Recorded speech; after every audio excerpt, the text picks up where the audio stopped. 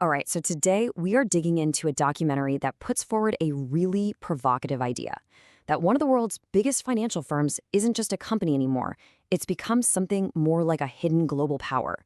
And that firm is BlackRock.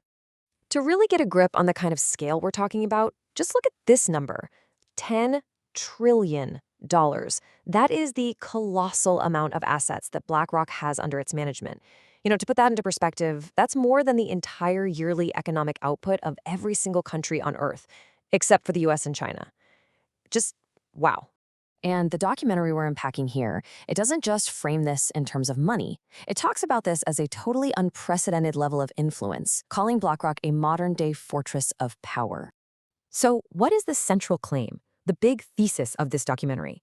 Well, it's that all that financial muscle has morphed BlackRock into something completely new, a different kind of power. The argument basically goes like this. When you control that much capital, you're not just a partner to governments anymore. Oh no. You become an architect of the future. You have the power to direct the flow of money. And by doing that, you can literally steer the course of entire industries and even nations. And right at the heart of this whole story, there's one person: BlackRock's founder and CEO, Larry Fink. The documentary really paints him as this visionary who figured out how to convert raw financial capital into real, tangible, global influence. So after he founded the firm back in '88, Fink spent decades turning it into a Wall Street giant. But according to the source, at some point he had this big realization that true, lasting power wasn't just about owning a bunch of assets. No, the real power was in controlling the behavior of the companies they invested in. And then, in 2020, at the World Economic Forum, he rolled out the very strategy designed to do just that.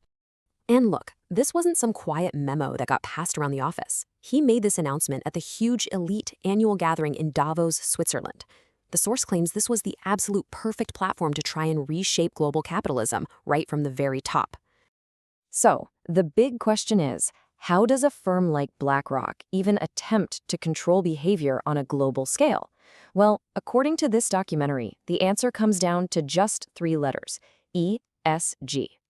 Now, before we go any further, let's just be super clear on what ESG actually is. It's basically a set of criteria that looks at a company's environmental footprint, how it treats its employees and the communities it works in, and, how it's actually run on the inside. It's a way of judging a company on more than just how much money it makes. But here's where it gets really interesting. A direct quote from Fink, highlighted in the source, seems to reframe ESG. It's not just a passive report card anymore. It becomes an active tool. The documentary argues this one quote reveals the true goal: not just to encourage change, but, and this is in his own words, to force behaviors. This whole approach is part of a bigger idea called stakeholder capitalism. The theory is that companies shouldn't just be working for their shareholders. They should serve all their stakeholders, their employees, their communities, even the planet. The critique from the documentary, though, is that this effectively takes huge societal decisions out of the hands of elected officials and puts them into the boardrooms of unelected corporate execs. Well, as you can probably guess, a strategy this bold didn't exactly go unnoticed. As BlackRock's influence started to swell, so did the backlash. And really, it all boiled down to this one very pointed question for the critics.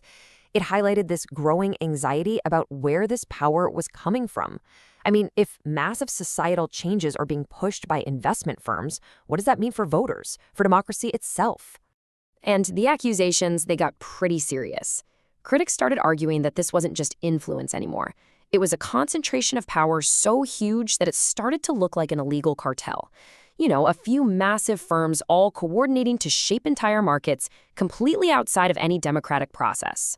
The source uses this famous George Carlin line to really sum up the feeling. It paints a picture of a system where these monumental decisions are being made inside this exclusive club far, far away from the input of everyday people. Okay, so in the final section of the narrative, the documentary starts to look at the consequences of this grand vision, and it suggests that maybe the plan isn't going quite as smoothly as they'd hoped.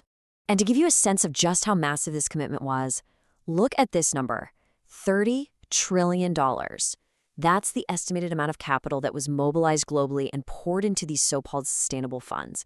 This was not a small experiment. But here's the twist the film points to. The results started to sputter. It highlights that by 2024, a lot of these ESG-focused funds were actually lagging behind the performance of traditional energy stocks, the very industry they were meant to replace. It created this real tension between the ideology and the financial reality.